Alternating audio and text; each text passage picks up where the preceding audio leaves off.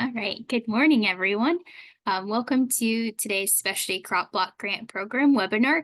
The purpose of today's meeting is to just kind of give an overview of what the Specialty Crop Block Grant Program is, as well as the application process. My name is Brittany Grother, and I serve as the Grants Coordinator at the Kansas Department of Agriculture, and I'm the Grants Administrator for this program.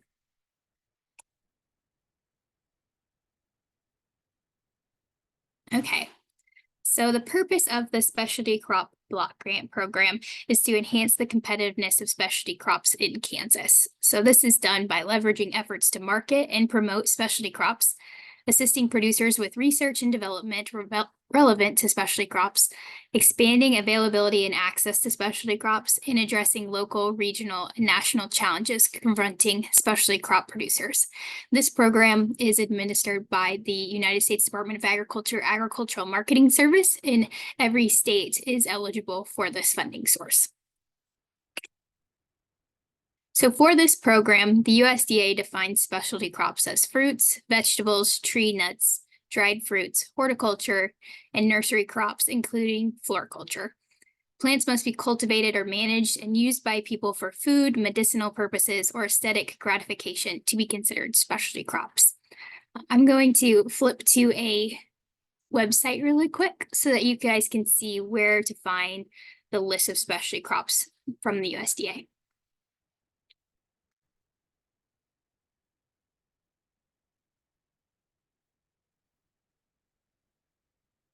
All right, so this is the USDA's website for the Specialty Crop Block Grant Program. And on the sidebar, there is a tab for specialty crop definitions. So if you click that, you will find this page called What is a Specialty Crop, in which there are tables that specifically list everything that the USDA considers a specialty crop. And then when you get down towards the bottom, they also have a section of ineligible commodities. So when you're thinking about your projects for this grant program, make sure that the crops you're working with are considered eligible. For the most part, ineligible commodities are more of your row crops, and then things that aren't considered a specialty crop. Okay. And flip back over to the PowerPoint now.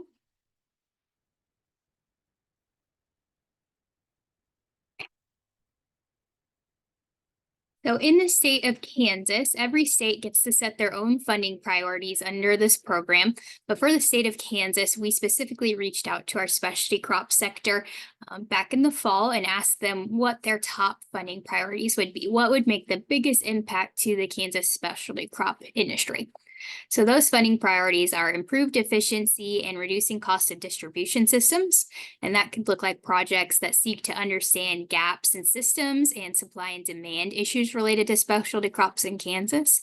Sustainability, which would be projects with conservation or environmental outcomes, and increasing nutrition knowledge and consumption of specialty crops. So those projects could include increasing child and adult nutrition knowledge and consumption of specialty crops. It could be developing materials to better educate specialty crop producers and buyers on food safety practices. Or it could be projects that create awareness of Kansas specialty crops available to our consumer base. So preference will be given to projects that are 1 year in duration. So projects must begin September 30th of 2024. So basically this fall, that is the date that the USDA has set. And then projects must end no later than September 29th, 2027. So they can be 3 years in duration. That's the maximum length. Kansas just puts a preference on projects that are 1 year in duration. If your project needs more than 1 year, though, and you have a really strong project, please make sure you use the appropriate timeline for your project.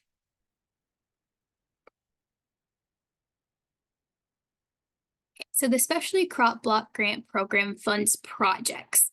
So projects are a set of interrelated tasks with a cohesive, distinct, and specified goal.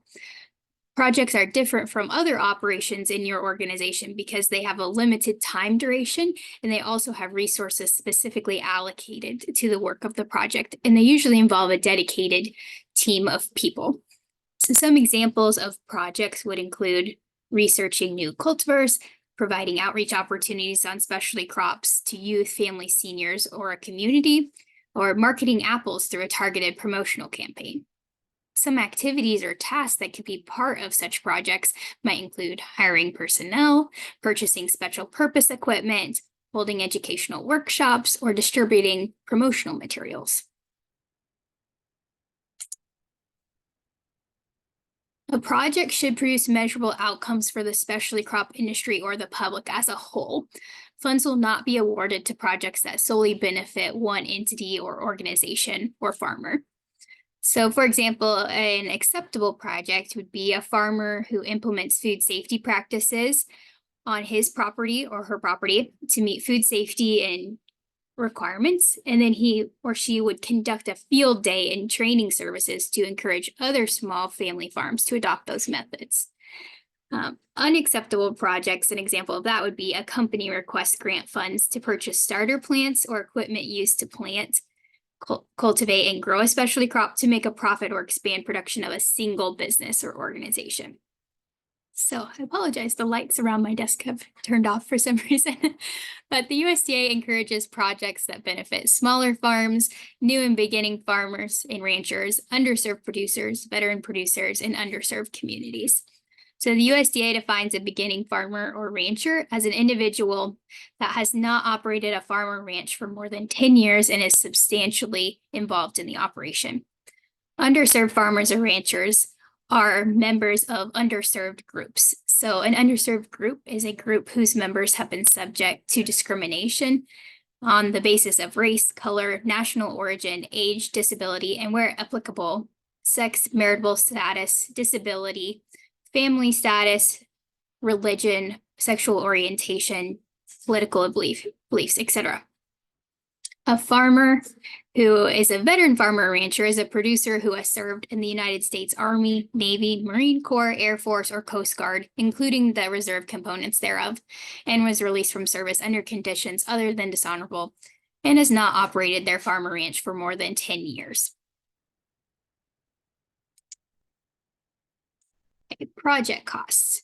So Kansas's available grant allocation as a state for fiscal year 2024 is $330,794.29.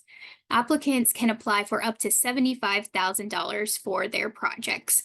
So typically Kansas can fund about 6 projects per funding cycle.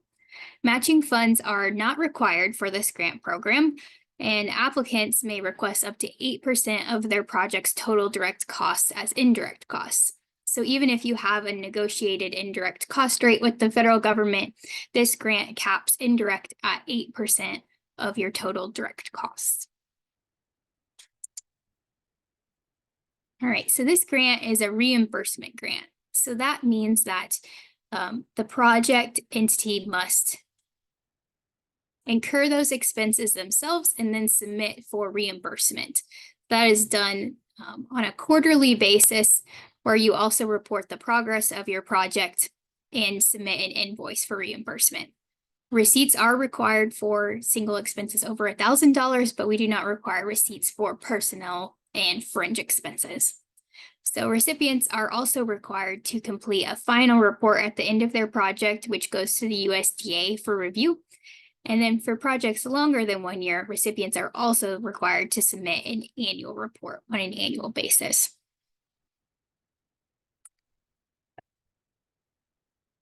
All right, the application process. So the application consists of a project profile, work plan, letters of support, and an online application. And right now I'm going to kind of show you guys what that looks like on the Kansas Department of Agriculture website.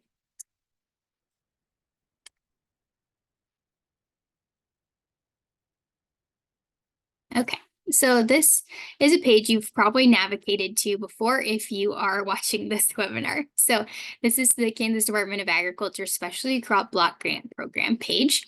If you scroll down to how to apply, we have our key steps here. So first off, you should read and read the 2024 Kansas Request for Applications document. We're covering a lot of that material today, but there's further explanation in that Request for Applications document. So the first step is to complete your project profile template. This is really the meat of your application. So you're going to click on it and you're going to need to download it. You're not going to be able to preview it in your web browser. It's going to give you this error message. So you're going to need to hit download this file.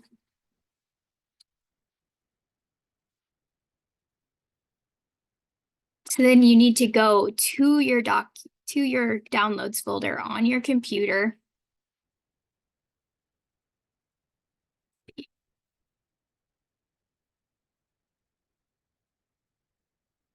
You have to go and access it in your downloads folder, navigate over to your downloads folder, and then open it up from an application on your computer. If you do not have any type of PDF viewing software on your computer, I would recommend downloading Adobe Acrobat. There's a free link to Adobe Acrobat in the frequently asked questions document on our website. So you need to have some type of PDF viewing software on your computer. If you don't have one, there's a free version that you can download online, but you have to have a PDF viewing software to be able to work on the template because it is a fillable PDF. So you're going to want to save this document to your computer and then start working on it and save as you go. So the fields are interactive, but it is a complete PDF document. So now I'm going to go back to our website.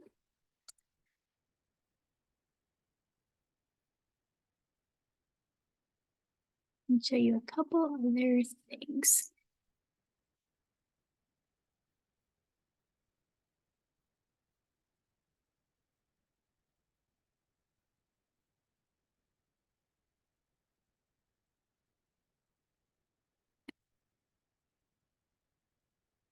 Perfect. Okay. So the next step, oh, it hasn't been published yet. There will be another link here. I just sent it to our website administrator this morning. It's not up yet. There is going to be an additional step on here that says download and complete the work plan. So I'll just bring that up from my computer so you guys can see what it looks like. But the work plan is basically a timeline that accompanies your application. And it should be up there by the end of the day. I apologize that it's not up yet. Okay. So this is what the work plan looks like. It's just a giant table. You can add more rows as you need or delete rows as you need, but you have to describe your project activity. So what is going to be accomplished, who will do the work, who's assigned to your project, and then when it will be accomplished. So that's a date range there. So that one's pretty straightforward, but you do have to submit a work plan. Okay, now navigate us back to the website. All right, the next part of the application process are optional letters of support. They are not required in any way, but they are a great idea. Most projects that come in have letters of support accompanying the application, and those letters of support do get presented to the review committee so they can help benefit your project application. Okay, then the last step is to complete the online application, and that sounds intense, but really it's just filling out contact information. So there's about 5 pages where it asks for the general contact information for the person who is working on your project, who's writing it. And then it also asks for your signatory official. So who has the legal authority with your entity to sign contracts? That would be that person. You can also have additional reporting contacts. So who's going to help you fill out your quarterly reports and your invoices, those type of things. It then asks you to fill out specifically what specialty crops you're going to be working with, as well as the region your project will impact as well. And then at the end, there's a submission blanks where you can upload your project profile template, your work plan, letters of support as well. And then you sign at the very end. Flip back to the presentation. Okay, so applications for this funding cycle are due on March 15th at 5 p.m. So I've been telling everyone this, it's 5 p.m., not midnight. Please don't think you have until midnight to fill out your applications. They are due at 5 p.m. And after that point, the application portal will shut off. So we can't accept anything after 5 p.m. on March 15th. Applicants must have a unique entity ID or a UEI number to receive federal funds. So if your entity doesn't have a unique entity ID, you can go to sam.gov and request one of those. You don't have to go through the full registration process. You just have to get a UEI number, and there's a quick guide on how to get a UEI number under the additional resources list on our Specialty Crop Block Grant website. So when in doubt, read the request for applications document, and you're always welcome to give me a call or send me an email, and I'd be happy to help answer your questions. As the grants administrator, I cannot help you write any section of your grant, but I can help you figure out if a cost is eligible, how to fill out a certain section, those types of questions. All right, so now this is our last slide, but I want to talk about the review process because that's what everyone always wants to know is when they're going to know and what steps that takes. So the first thing after your application is submitted by March 15th at 5 p.m., it's going to go through an internal eligibility review. And that is when myself goes through each application and make sure that that is an eligible application for funding. The next step, it goes to an external review committee to be scored.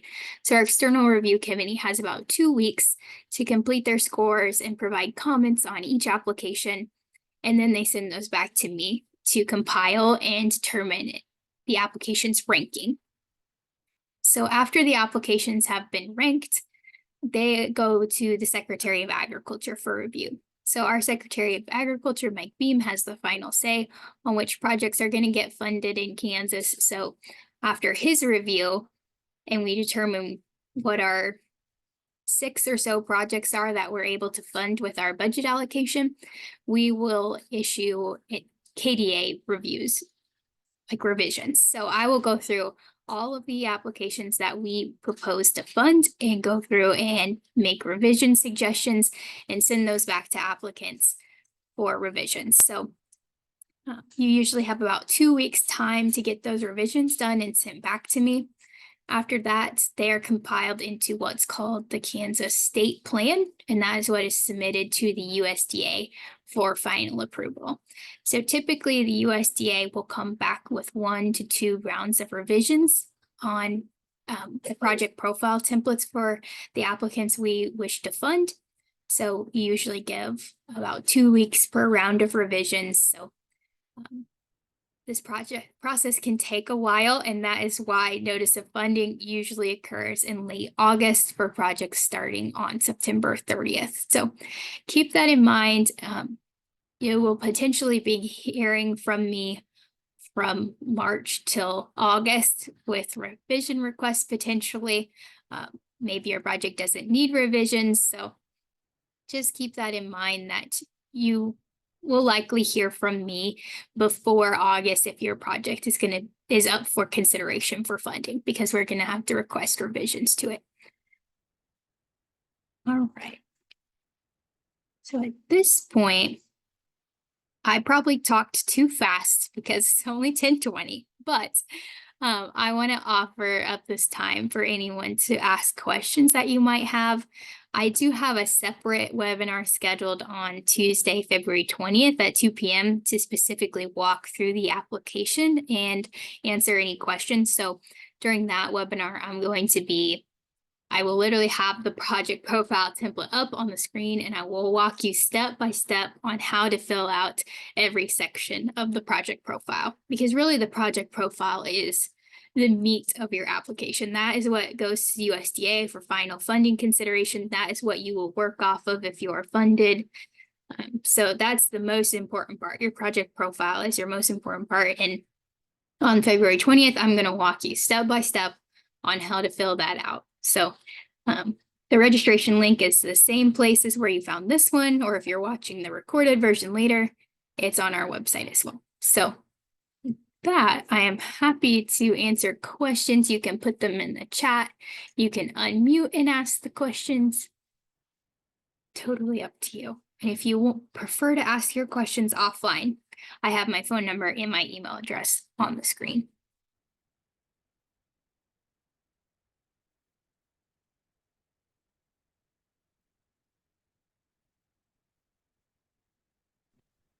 Is there a possibility that, and I just came into the webinar, is there a possibility to be able to see this later? I apologize. Yeah, no problem. So I will post the recording on our website within 24 hours. So the same place that you registered for this webinar, the recording will be in the spot of the registration link. Okay, I appreciate that. Thank you. You're welcome.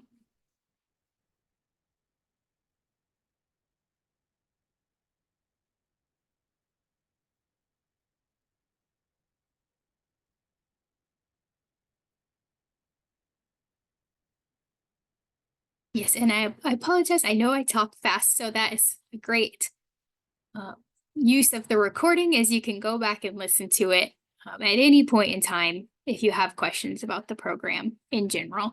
And then the same thing with the one on February 20th. We've had other grant programs where people just put the recording up and then they bring up their template to fill out the application and then they just pause as they go. I talk about a section, they pause it, they fill it out. I talk about a section, they pause it, they fill it out. So hopefully that will be a great tool for those of you interested in applying for this funding to be able to understand the application process. Did you possibly say how many funding opportunities that there will be? Yes, so we have about $330,000 in our allocation this year from the USDA. Projects can request up to $75,000 per project.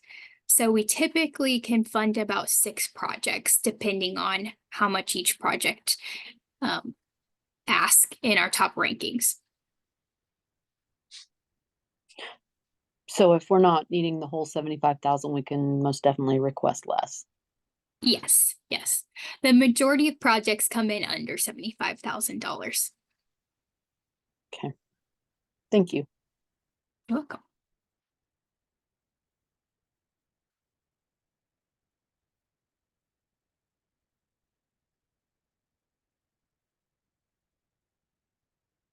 All right, well, I'll hang out until about 10:30. If you don't have any questions, feel free to leave the meeting, but if you do, I'll stick around.